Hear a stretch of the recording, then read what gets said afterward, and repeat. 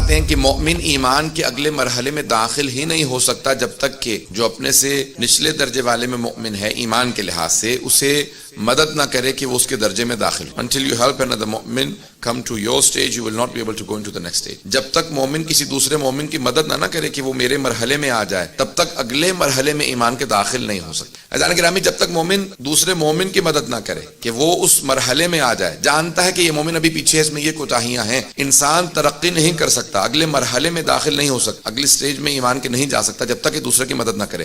یعنی ایمان کے ساتھ منافات رکھتی ہے بات، کنٹرڈکشن رکھتی ہے کہ انسان خود غرض ہو، سیلفش ہو. مومن کبھی سیلفش نہیں ہوگا، خود غرض نہیں ہوگا، صرف اپنا نہیں سوچے گا، سارے دوسرے مومنین سے متعلق بھی سوچے گا. جو مومن صرف اپنا سوچتا ہو وہ مومن نہیں ہوتا، جو دوسروں کا بھی خیال رکھتا ہو وہ واقعاً مومن ہوتا. تو ایک ایمان کی علامات میں سے علامت یہ ہے کہ خود غرضی انسان میں نہیں ہونی. سنیں گے اس بات کو آگے بڑھاؤں گا. تو مومن میں خود غرضی نہیں ہونی چاہیے. ایک واقعہ بڑا مشہور و معروف ہے جناب موسیٰ علیہ السلام کا، ذہنوں میں سب کے ہوگا، صرف اشارہ کرتے ہوئے آگے بڑھوں گا کہ جب جناب موسیٰ سفر کر رہے ہیں، اللہ نے کہا میری نشانیاں دیکھو. ایک مقام پہ پہنچے جہاں ایک عابد تھا جو توبہ کر رہا تھا، یا ایک تائب تھا عبادت کر رہا ہے، اور مدتوں سے جناب موسیٰ اس کو دیکھ رہے ہیں کہ اچانک دیکھتے ہیں کہ اتنے میں ایک پرندہ آتا ہے، اور آنے کے بعد ایک انار ہے، ایک پومیگرینیٹ، اس کو کھولتا ہے اور ایک ایک دانہ اس کو کھلاتا ہے، اس کے بعد اڑ کے چلا جاتا ہے. پھر اتنے میں دوبارہ دیکھا وہ توبہ کر رہا ہے، استغفار کر رہا ہے، تسبیح بجا لا رہا ہے، عبادت کر رہا ہے. اتنے میں ایک پرندہ دوبارہ وہی آتا ہے پرندہ، پھر اسے ایک پھل کھلاتا ہے، پھر چلا جاتا ہے. وہ عبادت کر رہا ہے اور یہ پرندہ بار بار آتا ہے. کہا پروردگارا کون ہے یہ؟ کہا جاؤ موسیٰ سے سوال کرو. جب جناب موسیٰ قریب گئے، کہا کہ بھئی آپ کون ہیں؟ کہا میں تو چھپ کے عبادت کر رہا ہوں. اس کا سارا گوشت جو ہے وہ گل چکا تھا، اس کا جسم بہت خراب ہو چکا تھا، 35 برس سے یہاں توبہ کر رہا ہوں، بہت گنہگار تھا، یہاں پہ بیٹھ کے توبہ کر رہا ہوں. I was a very sinful person, I am repenting. میں بہت زیادہ گنہگار تھا، توبہ کر رہا ہوں.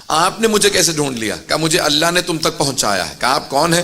کہا میں موسیٰ ہوں. کہا وہ جو کلیم اللہ ہے، جناب موسیٰ کی نبوت بہت طولانی نبوت تھی، 80 برس سے زیادہ نبوت کا دور تھا، 100 and something ان کی ایج تھی جب ان کا انتقال ہوا. تو کہا کہ وہ جو کلیم اللہ ہے اللہ سے کلام کرتے ہیں. کہا ہاں. کہا آپ اللہ سے اگر کلام کرتے ہیں تو میں 35 ایئر سے 35 برس سے یہاں توبہ کر رہا ہوں، میں جاننا چاہتا ہوں کہ اللہ نے میری توبہ قبول کی ہے، ذرا آپ اللہ سے معلوم کر دیں. کا پروردگارہ کیا جواب دوں؟ کہا موسیٰ اس سے کہو کہ میں نے اس کی توبہ قبول نہیں کی، میں نے اس کی توبہ قبول نہیں کی. کہا اللہ کہتا ہے کہ اللہ نے تمہاری توبہ قبول نہیں کی. کہا پوچھیں گے اللہ سے کہ اللہ نے کیوں میری توبہ قبول نہیں کی؟ کہ ہم نے تو ہمیشہ سنا اللہ ارحم الراحمین ہے، رحمان و رحیم ہے، کریم ہے، کیوں اس نے میری توبہ قبول نہیں کی؟ کہا اللہ یہ کہہ رہا ہے کہ یہ دیکھو جہاں پہ عبادت کر رہا ہے، میں نے جب سے یہ یہاں پہ بیٹھا عبادت کر رہا ہے، توبہ کر رہا ہے، میں نے اس پرندے کو معمور کر رکھا ہے. یہ پرندہ آتا ہے اور اس سے ہر روز ایک پھل کھلاتا ہے، ہر روز نہیں ہر چند گھنٹوں میں اتنی مرتبہ آتا ہے مسلسل. میری طرف سے یہ پرندہ معمور ایک فرشتہ ہے جو آتا ہے. اس نے ایک مرتبہ کبھی اس پرندے سے نہیں پوچھا کہ تم مجھے کھلا رہے ہو، کبھی تم نے خود بھی کچھ کھایا؟ کبھی اس نے سے جب اس پھل لے کے آئے کچھ بھی لے کے آئے اس کو کبھی نہیں اس میں سے نکال کے دیا، اس کو کھانا نہیں کھلاتا. یہ اپنا ہی صرف سوچتا رہتا ہے، اپنی توبہ میں لگا ہے. کبھی اس سے پوچھ لیتا تو جناب موسیٰ نے کبھی وجہ یہ ہے. کہا اللہ سے پوچھو کہ اگر میری اتنی عبادت ہے، میں نے اتنی 35 برس توبہ کی ہے، اللہ مجھے اس کے بدلے میں کچھ دے گا؟ توجہ ہے لوگوں کے. کہ اس کے بدلے میں اللہ مجھے کچھ دے گا؟ کہ اللہ کہہ رہا ہے کہ آپ تم ایک دعا مانگ لو